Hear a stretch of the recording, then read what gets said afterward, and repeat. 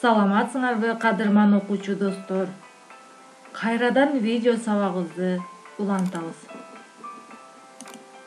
Сиздер менен мен номер 38 Садык Эшматов атындагы орто мектебинин башталгыч класс мугалими Абдуллаева Айнура.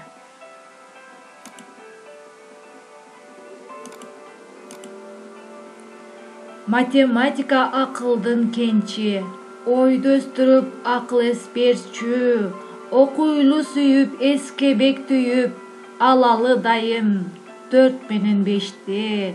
Мелдештик бүгүн акыл сынашып, билими күчтүү алдыга озду, арнашып каалоо куттукташалы, окуйлу талбай математиканы. Андай эмесе бүгүн математика сабагы балдар. Алтын эрежеге көңүл буруп алалы. Берилген маалыматтарды кунткой угабыз. Алынган маалыматтарга анализ жүргүзөбүз. Берилген тапшырмаларды так аткарабыз.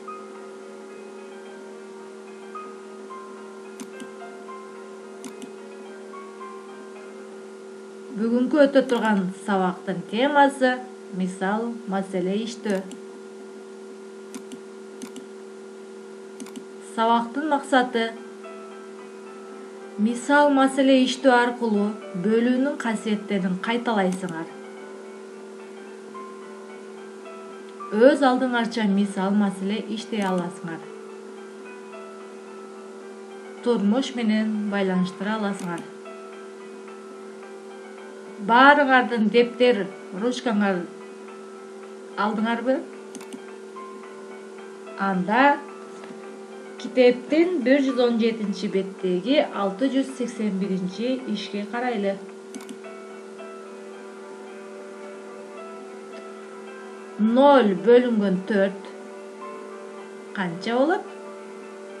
Ойлонуп көргүлөчү. Тик бурчтуу таблица түзүп чыгар. 0 даана тегерекчени 4 сапка жайгаштырабыз.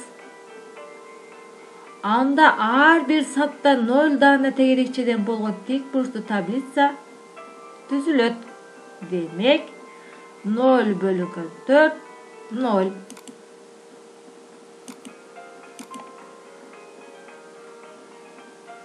Нольду каалагандай башка санга бөлсөк тиинди 0 болот. Эсиңерге сактап алгыла.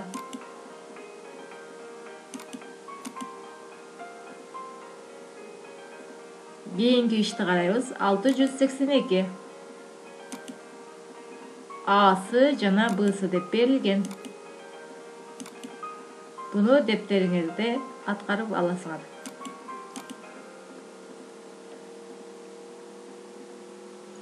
Туюнтмалардын маанисин эсептебей туруп айт.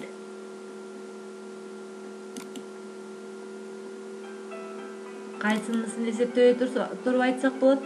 Азаматсыңар 0 бөлүнгөн 99 кошуп 1. Буну эсептебей туруп айтсак болот. Азаматсыңар.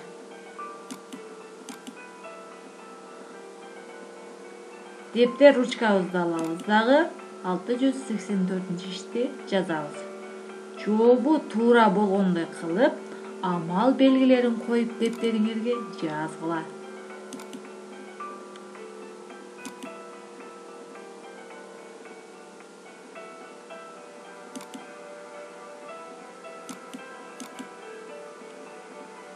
Андай эмесе сабакты жыйынтыктап алсак балдар, бөлүүнүн касиеттери жөнүндө кеңири билдиңер.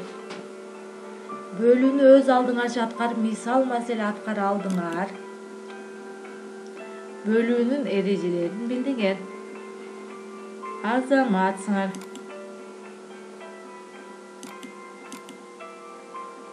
Үйгө тапшырма алабыз. 117 беттеги 685 686 иштерди аткарасыңар. Саламатта калгыла.